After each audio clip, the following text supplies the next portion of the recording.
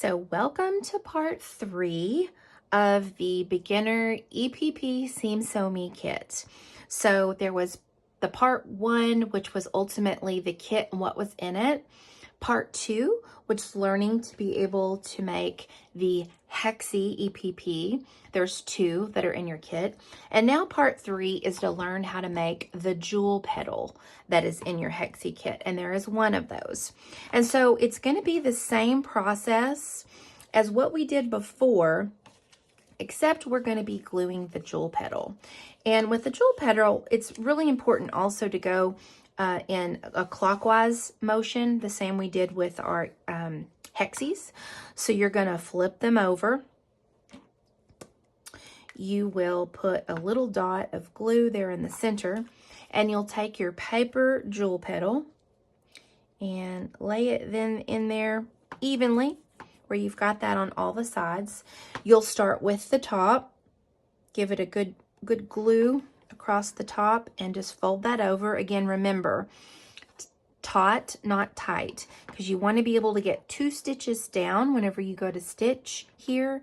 You don't want it to be too tight against the paper or you'll sew into the paper. Now, it's not the end of the world if you do, but it makes it a little bit easier to just kind of gently fold that over. You'll just keep going clockwise, and make sure you get glue also on the fabric also. I bring it all the way down, so even down to here, particularly on the Jewel Petal. You'll fold it over, and see that's going to actually fold over and stick on that side. Keep coming around. Use the side of your glue pen there. Go all the way off the edge there. And you're going to fold that over. It's going to fold over on itself here like this.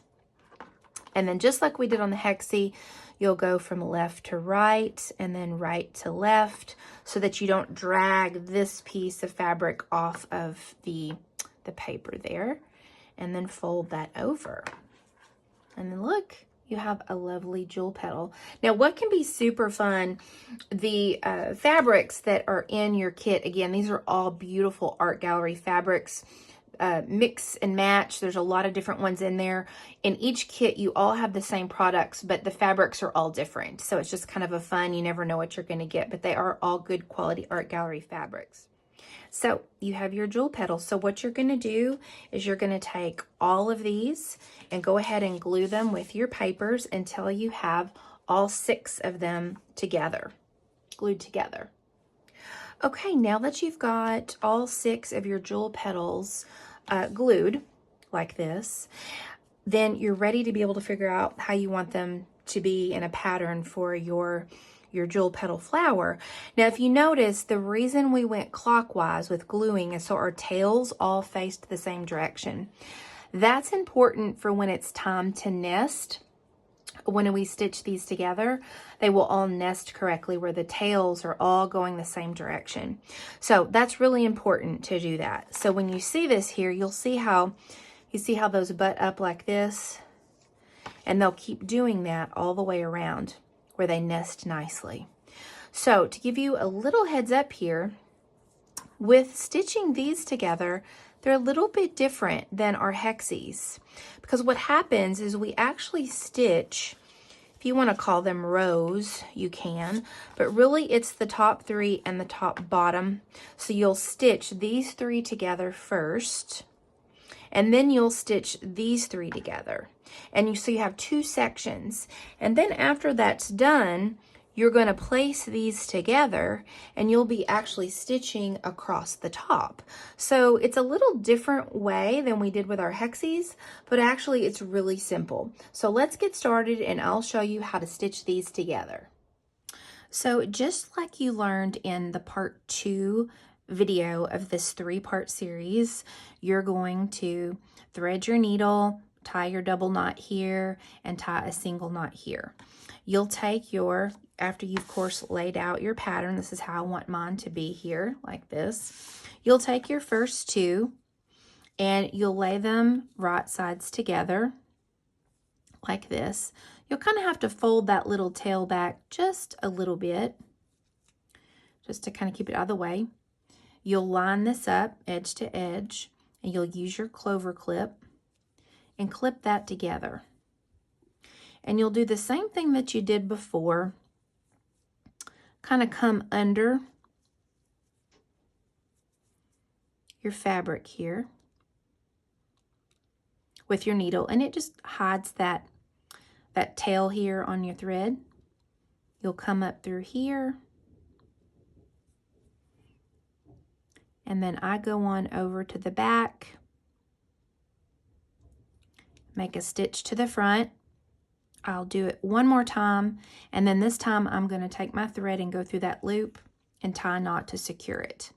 And then you're going to continue to stitch about 1/8 of an inch apart from each stitch, exactly like you did in the part 2 video for your hexies. Again, you'll just keep going through. You'll go about 2 thread lengths down. And you'll have to kind of watch a little bit. Sometimes I have to use my finger to keep those tails out of the way, or your thread can get a little caught in it, but just be patient with yourself. It can be slightly awkward at first when you're learning to do this for the first time. I have to say I've gotten better at it the longer I've been doing it, which has been a year now.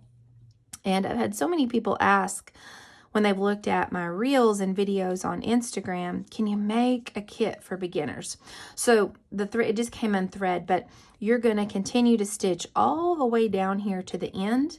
And then when you get to the end, you're going to tie a knot just like you did with your hexies. This time, we're going to go ahead and actually cut the thread here at the end.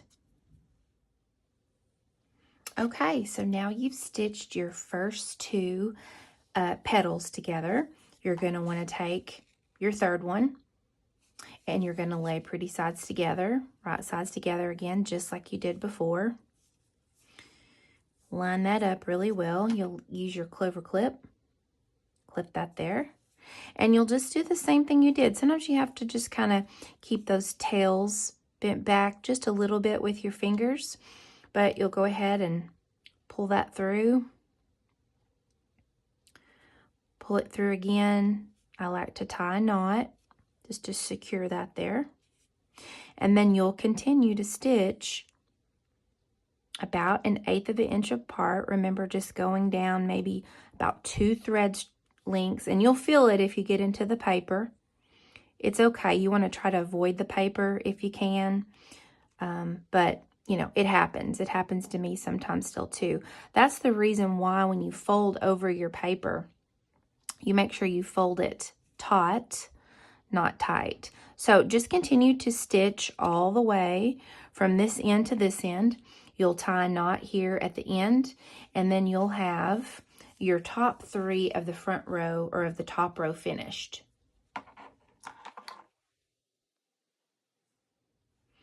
Okay, you have your top row now finished. You've stitched those all together. So you're just going to set this one aside, and you're going to do the same thing for your bottom row. I usually go ahead and just turn mine around like this so I can keep them in order if I'm wanting to. If in your kit you've just got a variety of colors and they're all scrappy and you don't really care the order, that's fine. But if you do this, just kind of helps keep everything in place. So you do the exact same thing. You'll take these 2 and you'll place them pretty side together, right side together like this. Kind of fold your tails back a little bit. Use your clover clip. Clip that in place to keep it secure. You'll take your needle and you're going to continue to stitch from here all the way to here, tie a knot at the end, and then you'll add your third one and you'll have a whole bottom row just like you did this one here. Okay, now that you have your bottom row finished, this is where you're going to actually join the top and the bottom to be able to finish your jewel petal flower. So you're just going to want to put right sides together like we did before and really nest. So you're going to want to find the center there and also the ends of each of the petals and line those up the best that you can. You kind of have to fold the tails down just a little bit to make sure that's all even and lined up well. And you'll use your clover clip to keep that together. You can put that wherever you want that feels comfortable for you on here to kind of keep it together the best that you can. And then what you're going to do is you're going to stitch You're going to put a knot here at the end like we normally do, and you're going to stitch all the way across. Now just make sure when you're going through the center here, make sure that you get enough stitches in there that intersection, that seam is all stitched up so there's not a hole in there. And you'll continue to stitch all the way to the end, and you'll tie a knot there when you get to the end. Okay, so here we are at this almost to the center, and you can see where I've gotten this far right here. Just as a reminder, make sure you hold down those tails with these 2 fingers. When you do that, you're better able to see where to stitch. So it takes a little bit of maneuvering with your fingers, but hold that down and then go ahead and pick back up kind of where you were, and then go ahead and stitch about 1/8 inch from the previous stitch, making sure that you really secure that center seam there really well. And if you need to give it an extra couple of stitches just to make sure, it's a little bit thick there in that seam, so just spend enough time there in that center so that there is not a hole. So just kind of wanted to show you that there as you stitch through. And sometimes you have to adjust a little bit. So this is a good place, a good time if you need to kind of realign that.